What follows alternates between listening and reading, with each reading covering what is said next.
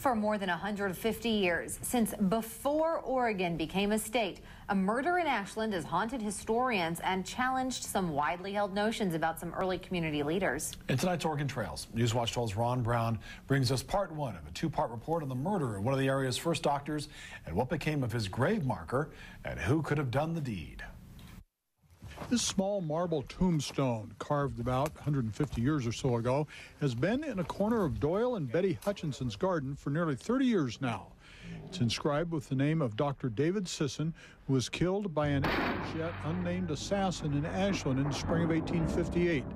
Not only has no one ever been charged with a killing, but this grave marker is the only clue to where he might have been buried. Betty found the tombstone at a house they were renting below the Ashland Hills Inn. It was there. We rented there for a couple years, and then we bought this property, and when we were going to move, we had heard that they were going to bulldoze that house down. So we didn't want to leave the stone there, afraid it would get destroyed. So we just brought it with us. And then later, several years, just a few years ago, I called Kate Atwood to let her know where it was, and she came out and took a picture of it. So I just been kind of waiting for somebody to make claim to it. This week, workers from the city's Mountain View Cemetery picked up the marker and plan on putting it here on Dr. Sisson's widow's grave. After he was killed, she married another man, Haynes True. Both are buried here, and now plans are in the works to put her first husband marker next to hers, right here. We just knew that we were taking care of the stone until somebody could, find a place for it where it rightly belongs. And I think with the family, I didn't know where the family was buried. We just didn't want it destroyed. We've had it for almost 30 years.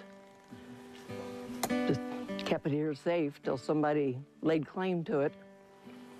Another family headstone nearby in the Mountain View Cemetery of Sisson's 2-year-old grandson who drowned is very similar in style to David's marker and could possibly also be from the small graveyard where the doctor's remains are still buried. It was leaning up against a pump house, and Ashland Hills had dug into the pasture up there, and it might have been up there in that pasture somewhere. Ashland Mills founder Abel Hellman welcomed the couple to the community and helped get them established. Sisson's stock grew steadily, but in March of 1858, a shotgun attack by another man left Sisson seriously wounded. Less than 2 weeks later, someone burned down Sisson's barn. Then 5 days after that, his daughter Augusta was born. And then, just a week later, someone else, firing from a hillside thicket, gunned down Sisson, not far from what today is the Ashland Plaza.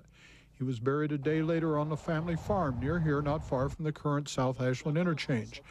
Then, a little over 3 months after that, someone burned down the farmhouse, and Celeste Sisson spent months trying to claim a settlement from Abel Hellman, who originally owned the land where their boarding house was. She later remarried, and the doctor's grave became lost to memory. But the murder case did not, and research for a book called Mill Creek Journal by Ashland historian Kay Atwood uncovered some tantalizing clues. After all these years, almost 150 years, it's hard to say for sure exactly where your Dr. Sisson was buried, but this hill seems to be a good bet. After all, the old driveway that goes up the hill matches up pretty closely with some of the early accounts of the wagon that carried his body to the gravesite. In Ashland, Ron Brown, Newswatch 12.